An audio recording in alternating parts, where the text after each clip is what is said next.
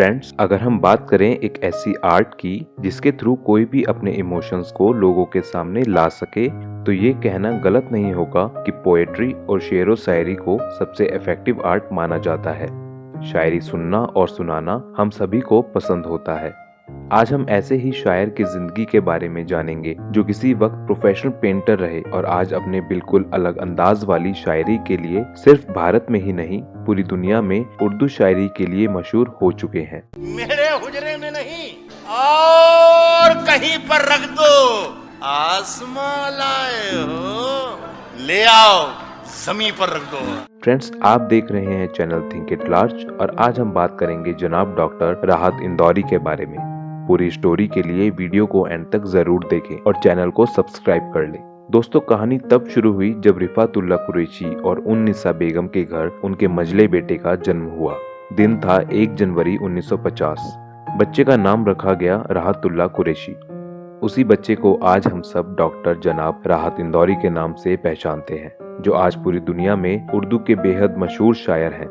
राहत के पिता एक कपड़ों की फैक्ट्री में काम किया करते थे।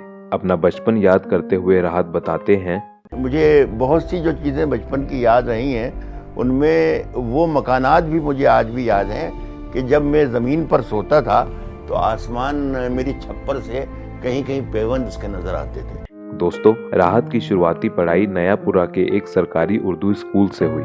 स्टार्टिंग से ही राहत पढ़ने लिखने में तेज थे।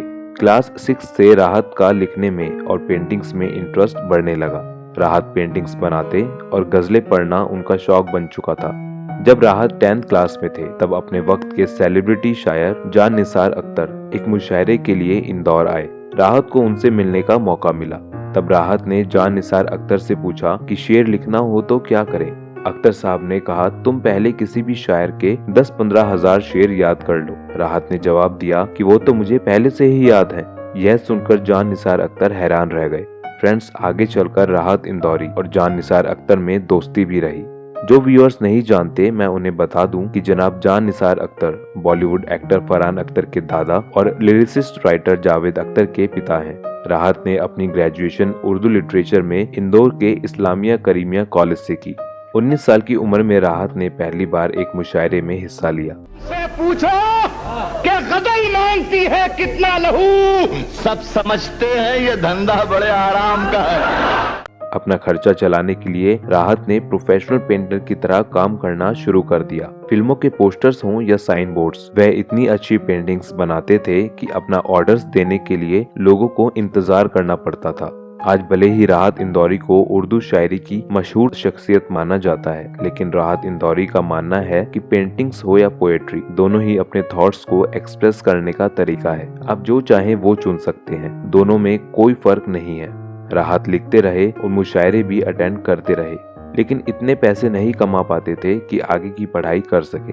राहत के ही दोस्त कव्वाल किशन बेताब उन्हें एक दिन बज़्म अदब लाइब्रेरी ले गए, जहाँ से राहत के पढ़ने का शौक और बढ़ गया और जैसे किताबों में ही खोए रहना उनकी लाइफ बन गई। उनके दोस्तों ने ही एक दिन उनका MA का फॉर्म भरवा दिया और 1975 में इंदौर की ही बरकतुल्लाह यूनिवर्सिटी से राहत ने उर्दू लिटरेचर में MA पूरा किया। शेरो शायरी लिखना और पेंटिंग्स करना दोनों साथ साथ चलते रहे। इंदौर के IK कॉलेज से राहत को उर्दू लैंग्वेज के लेक्चरर की जॉब का ऑफर मिला। राहत ने कॉलेज में पढ़ाना शुरू कर दिया और साथ ही साथ PhD भी शुरू कर दी। साल 1986 में उन्होंने भोज यूनिवर्सिटी से अपनी PhD पूरी की। PhD की थीसिस का टॉपिक था उर्दू मुशायरा। 27 सितंबर 1986 को राहत की शादी सीमा से हुई।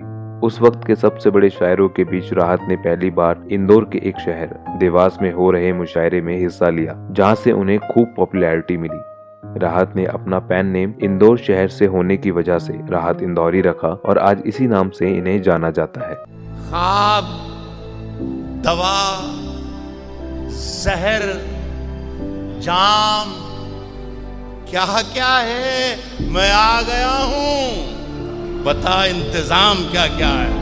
PhD के बाद भी लगभग 16 साल तक वह प्रोफेसर के तौर पर उर्दू पढ़ाते रहे और अपने बिल्कुल अलग अंदाज के लिए सभी स्टूडेंट्स के फेवरेट बन गए। धीरे धीरे पेंटिंग्स करना छूट गया और पूरी तरह वो एक प्रोफेशनल राइटर बन गए। इंडियन फिल्म इंडस्ट्री, जिसे हम बॉलीवुड कहते हैं, उसमें भी राहत ने कई फिल्मों के लिए गाने लिखे, जिसमें से कुछ फेमस सॉन्ग्स हैं मुन्ना भाई MBBS का M बोले तो, मर्डर का दिल को 1000 बार रोका, खुद्दार का तुमसा कोई प्यारा कोई मासूम।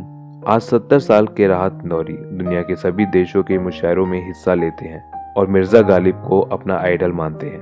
अपनी रोमांटिक और पॉलिटिकल शायरी को बेबाक अंदाज से सुनाने के लिए मशहूर हो चुके हैं राहत इंदौरी।